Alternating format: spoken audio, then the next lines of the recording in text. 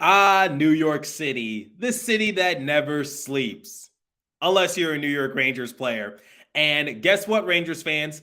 The rent is due the first of every month because the Devils faithful took over Madison Square Garden. I need to talk about the Devils fan base. I need to talk about some of their key players in this matchup. And I also need to talk about the future for New Jersey. We have a lot to talk about in today's episode of Locked On Devils because the Battle of the Hudson River, round one this season, goes to New Jersey. Buckle up, everybody. You're Locked On Devils, your daily podcast on the New Jersey Devils. Part of the Locked On Podcast Network, your team every day. Hi, this is Bryce Salvador, and you're Locked On Devils with Trey Matthews. Scores! Oh, Stevens stepped up, nailed him. Brodor's got the puck. What a shot. The Devils win the Stanley Cup. Alrighty now, what is up, New Jersey? Welcome back to the Locked On Devils podcast here on the Locked On Network. I'm your host, college hockey play-by-play announcer, and also Devils writer for Pucks and Pitchforks, Trey Matthews.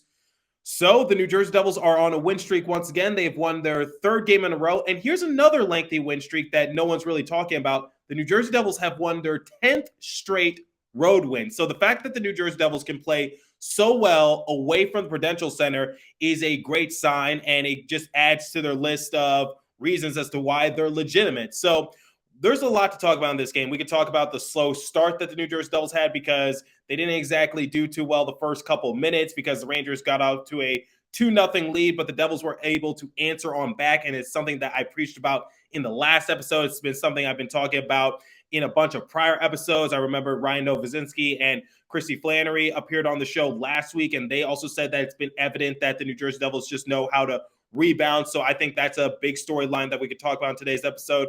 But I want to revisit something that I discussed yesterday. And I get that a lot of people are going to be coming at me saying, like, Trey, why are you ruminating over this? It's over. The Devils have won 3 straight. Let's just move on from this. Well, guys, I did say in my Locked On Now, if you do follow me on Twitter, that I was going to discuss this in today's episode. And I also said in yesterday's episode that if the Devils did hypothetically win against the New York Rangers, then I just can't help but think about that last matchup against the Toronto Maple Leafs, in which the New Jersey Devils had felt as though that game was kind of rigged against them, and they got a win taken away from them, like just stolen underneath them. And it just raises a question, like, what if that circumstance was just a little bit different? Because with tonight's win, then the New Jersey Devils theoretically have won 17 in a row, and that ties the all-time record. The Pittsburgh Penguins hold the record with 17 straight wins. So it just makes you think, like, what could have happened had that been a little bit different? Now, why am I talking about this? Well, you got people like this person, and if you're listening on a podcast streaming service, I'm going to just read the tweet. Imagine being on a 13-game win streak and being such a loser baby fan base, you throw blank on the ice, garbage ass fan base. Wow. So some strong words from that person. And don't worry, I ratioed him on Twitter by posting the Stephen A. Smith meme saying, like, I'm here to tell you right now, we don't really care. So that's been taken care of from a social media aspect. But I decided, like, that tweet just expresses so much of, like, what people might think of the New Jersey Devils fan base. And I get it. The Devils are an East Coast team, and usually East Coast fans don't have the greatest rep of being, how would I say, a classy sort of fan base. So, like, whether you live in New York, Philadelphia, Boston, New Jersey, wherever the case might be, the narrative is always the same, which is just a garbage blank, like that person said, fan base, wherever the case might be. But going to yesterday's episode, I don't condone that kind of behavior from the fan base, but you have to understand where it's coming from, because like I just said, with tonight's win against the Rangers, you just can't help but think, like, what if? And this is going to be the biggest what if once the season comes to an end, whether or not the New Jersey Devils make it far in the playoffs, wherever the case might be. This is something we're going to be talking about because it's a history kind of circumstance. So I just wanted to come to defense for the Devils fan base, which is, I don't think the Devils have a garbage fan base, and I don't think we're a bunch of crybaby losers like that person was saying. That's not what the Devils are at all. Like, I want to give credit where credit is due. The Devils faithful showed up in Madison Square Garden, and they started a lot of chants. They started a lot of cheers. I was watching on my TV, and some people I know were in attendance at the game, and they could experience it firsthand. But whatever the case might be, this is not a trash fan base. Similar to what Lindy Ruff said just a couple days ago after that whole debacle took place, he just said that the Devils fans are just passionate. So I don't think it comes from a place of just being like pathetic fans or whatever the case might be. It just comes from a place of passion. Like, I'm very passionate when I do this show. And like I just said, I don't support that kind of behavior. I can't condone it just in the position I'm in.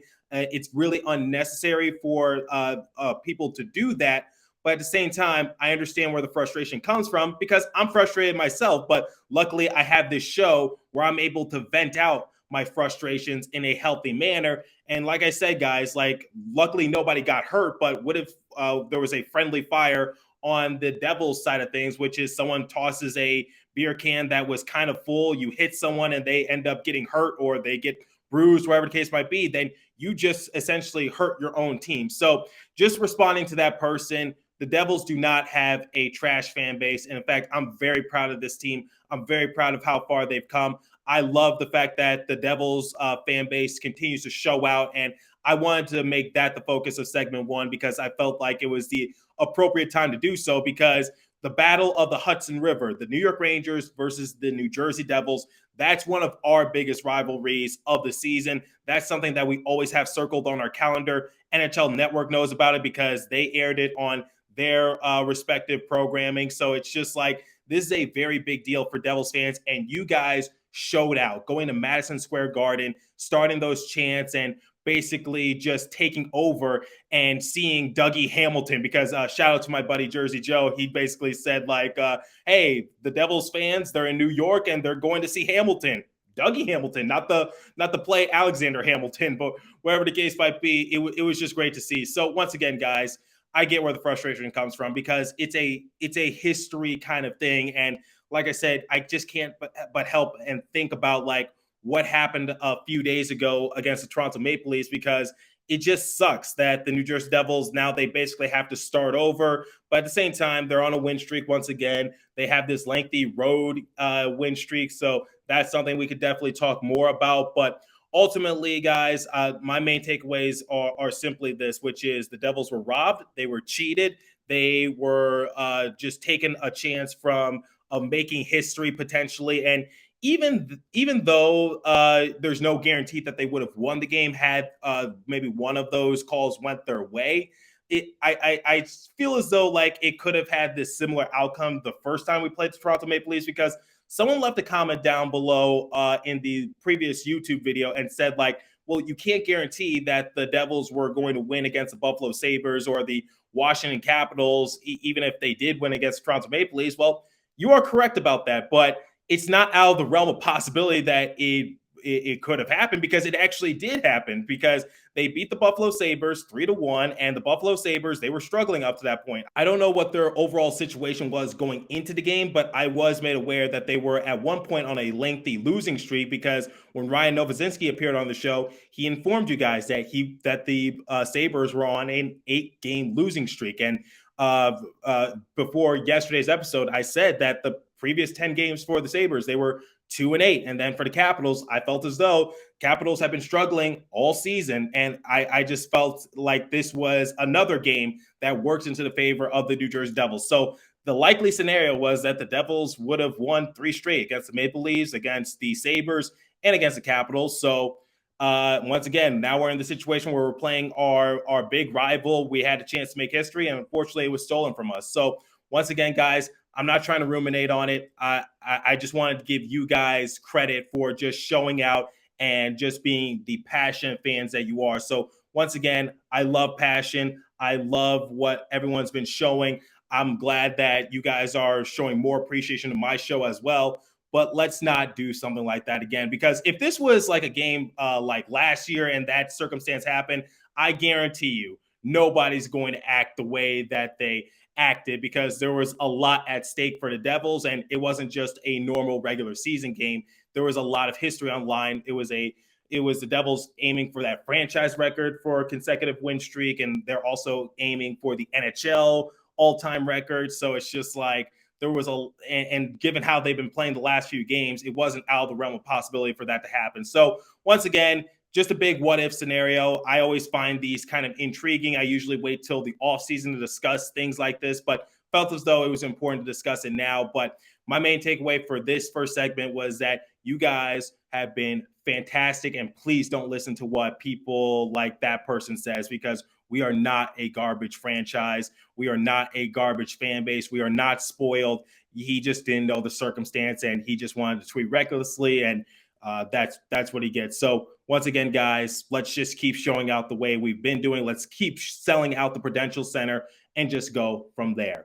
Now, before we continue with today's episode and I talk more about the game, I want to bring you guys hip to BetOnline. So betonline.net is your number one source for your sports betting info, stats, news, and analysis. Get all the latest odds and trends for every professional and amateur league out there, from football to basketball to soccer and esports. We've got it all for you at betonline.net. And if you love sports podcasts, you can find all those at BetOnline as well. We're always the fastest, easy way to get all your betting fix. Head to the website today or use your mobile device to learn more about the transaction. BetOnline, where the game starts. Please remember to gamble responsibly, and remember to visit our friends at Locked On Bets for all your betting needs there as well. Okay, so let's talk about some pregame stuff, because it was revealed, thanks to Amanda Stein, who asked Lindy Ruff what the situation was for Nathan Bastian. Lindy Ruff says that they're anticipating to have Bastian out for a good while, because Lindy Ruff didn't mince words. He just said that they're anticipating that Nathan Bastian is going to be sidelined for a significant amount of time. Now, we don't know what the scenario is. We don't know if it's like week to week. We don't know if it's month to month. We don't know if it's going to be half the season or, God forbid, the rest of the season.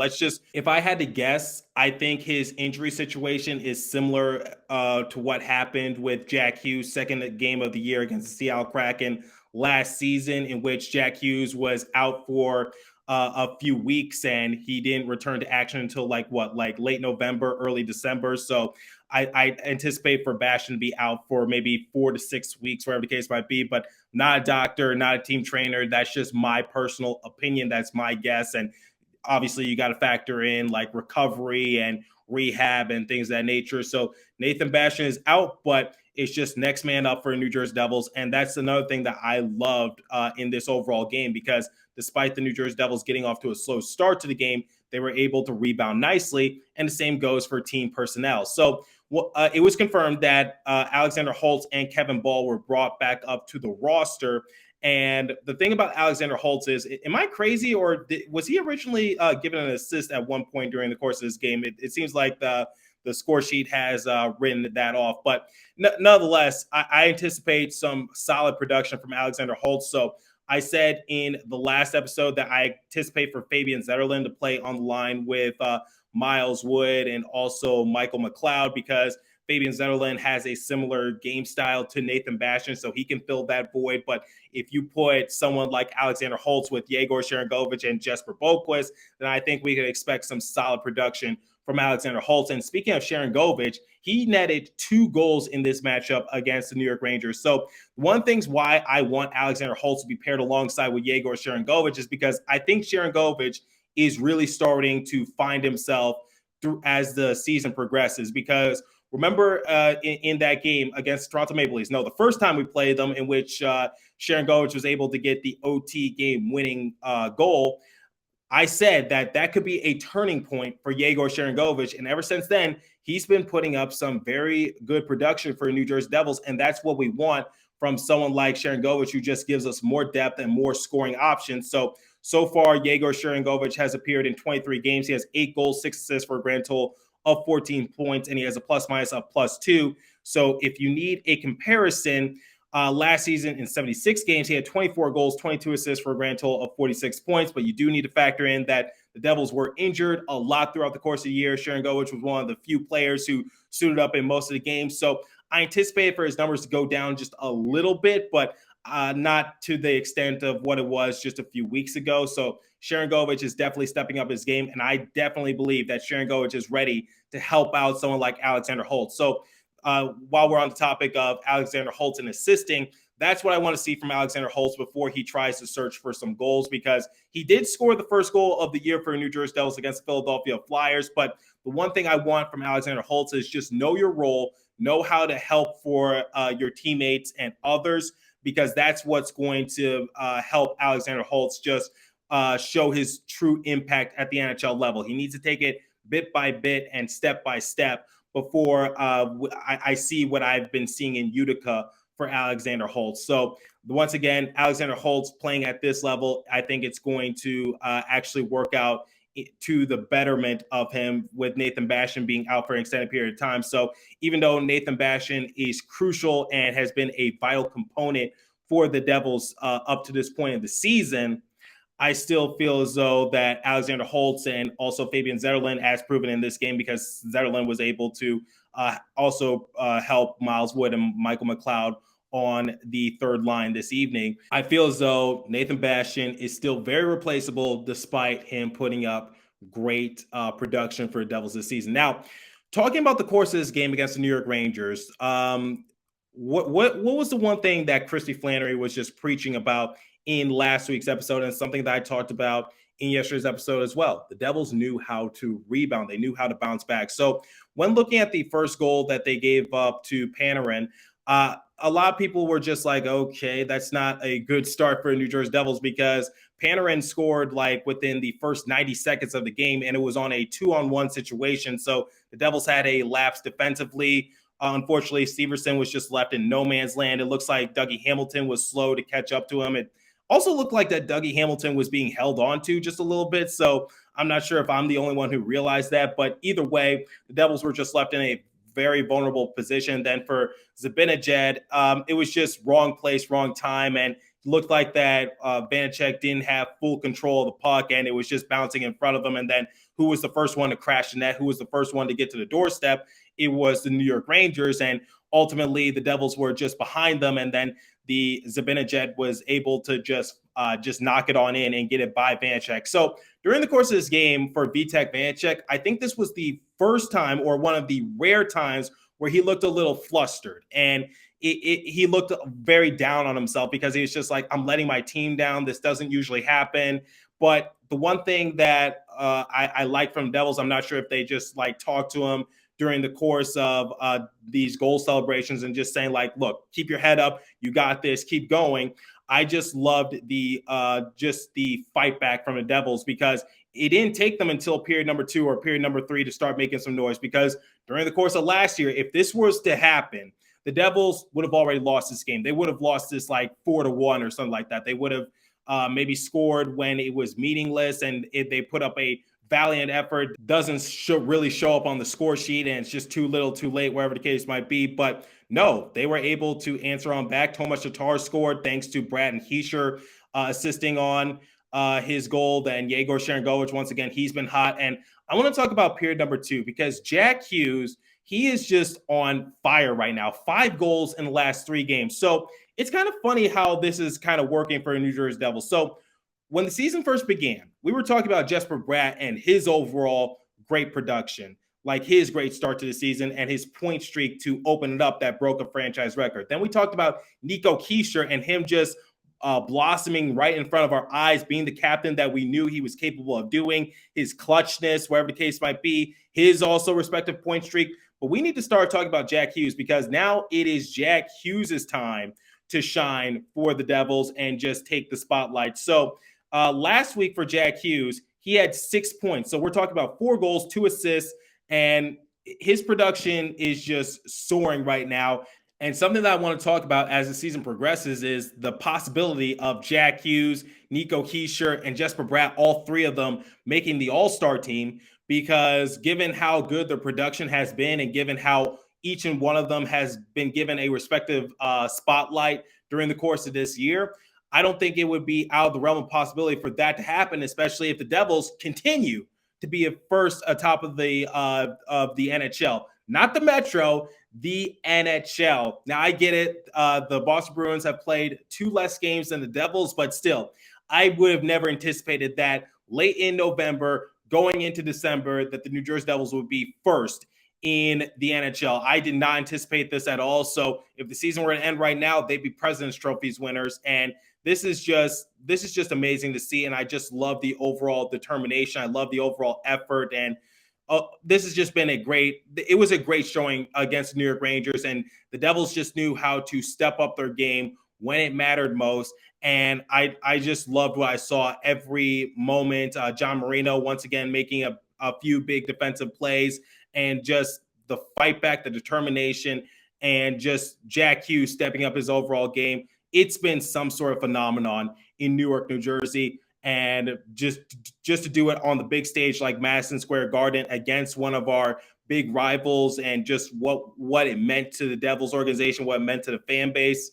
The Devils are head above shoulders, are legitimate, guys. And you heard it here first. They are 100% legitimate. And I'm going to, if I wasn't one of the first Devils podcasters to say it, whatever the case might be, I could say it with 100% confidence.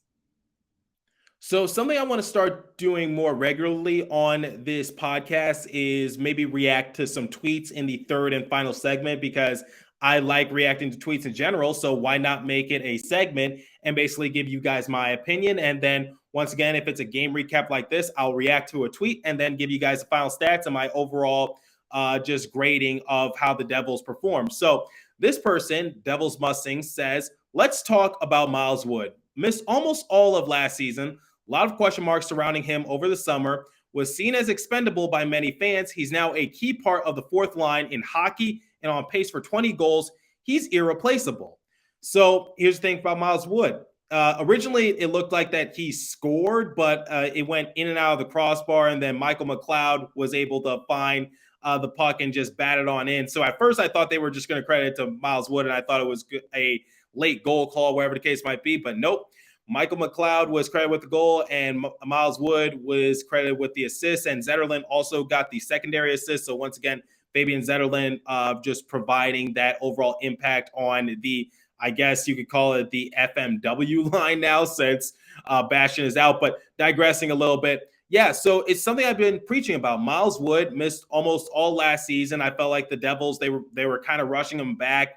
I just said there was no reason to bring him back when there was only a few games left in year. Didn't feel like he was 100%. So a lot of people forgot what Miles Wood is capable of doing, because I remember when Wood, during the 2021 COVID shortened year in the 56 game season, he was actually able to show out quite nicely for New Jersey Devils. So in 55 game appearances, he had 17 goals, 8 assists for a grand total of 25 points. So the one thing I preached about during the course of that season, I said, had that been a normal 82-game season, Miles Wood would have surpassed his career high in goals. He would have surpassed his career high in assists, and he would have surpassed his career high in points as well. So I said, you got to inflate those numbers just a little bit, because once again, during the 2021 season, the NHL only played 56 games that year. So you have to inflate those stats once again, like I just mentioned, because when we're looking at his career high during the 2017-2018 season, which was the last time the Devils made the playoffs, Miles Wood had 19 goals, 13 assists for a grand total of 32 points in 76 game appearances. And this year, 23 game appearances, he has 6 goals, 5 assists for a grand total of 11 points. And he has a plus minus of +9. Not to mention, he is a big time pest out there. He's not afraid to get under the skin of his opponents and just basically ruffle up some feathers. And we needed that. We need that spark plug, and we need that bottom six production. And it's worth mentioning, Miles Wood is also one of the leaders of this team, because he has some of the most experience with the organization. So he knows, similar to Nico Hischier, he knows this organization like the back of his hand. He's one of the veterans of this roster. So Miles Wood was greatly missed last year. And I just said, don't sleep on Miles Wood, because his 2021 year campaign was actually very solid. And had it been just a normal 82-game season, Miles Wood, who knows what he could have done throughout the scoring categories. Who knows what he could have put up. So yeah, Miles Wood was dearly missed last year. And I said we need to give him a chance. And the fact that we brought him back, and I think he's performing really well, because it's such a shame, because I know he was looking for a big contract. Unfortunately, he got hurt. He didn't really have many options, because coming off of surgery and then coming off an abysmal year in which he was basically a non-factor, I know that had to take a somewhat of a toll on his confidence. But I always knew what Miles Wood was capable of. So, and in this game, once again, even though he wasn't credited with the goal, still some good production from Miles Wood. And once again, I just want to give a shout out to Alexander Holtz, because Alexander Holtz did not look like a bum out there, and sooner or later, he'll get the hang of it. But anyway, just wanted to give credit to some of the players that might not get the spotlight after this game. So Miles Wood, dearly missed last year, and I would have to agree with Devils Mustangs in that case, which is Miles Wood. His production is irreplaceable, and as proven last year, and as proven this year, he's one of the reasons why the Devils have improved so much, and he's one of the reasons why Bastian and McLeod also are performing well. So to wrap up today's show, let's look at the final statistics, and then I will give a letter grade for the New Jersey Devils. So shots on goal differential, dead even, 38 apiece. Face-off percentage, 60% to 40% in favor of the Devils. Power play, Devils shut out in the power play category once again, 0 for 3, Rangers 1 for 5. So Devils penalty kill, solid. Power play needs some work. Hits, 24 to 12 in favor of the Rangers. Blocks, 15 to 11 in favor of the Devils. Giveaways, 12 to 8 in favor of the Rangers. Now, I was discussing with my buddy Jersey Joe about this already. He said he would give the Devils a B-plus performance.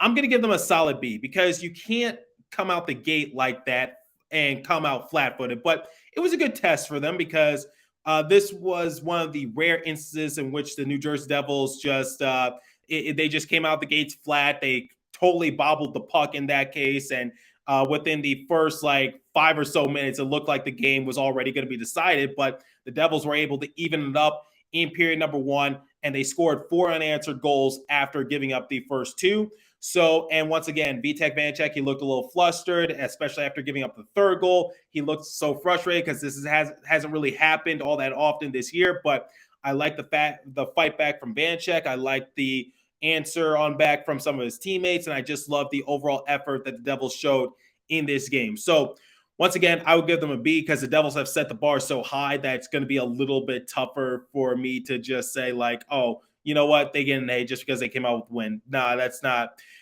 Maybe I would have given them an A last year just because the circumstances are different. But the fact that the Devils are legitimate contenders now, things have changed. So let me know what you guys think. What letter grade would you give the New Jersey Devils? And what did you think about this game against the New York Rangers? And this was a test for them, and the Devils showed out. So as for today's episode, guys, that's all the time I have for you. So continue to stay safe. Have a wonderful day, New Jersey. Go Devils. I'll catch you guys in the next episode. Thanks for listening once again.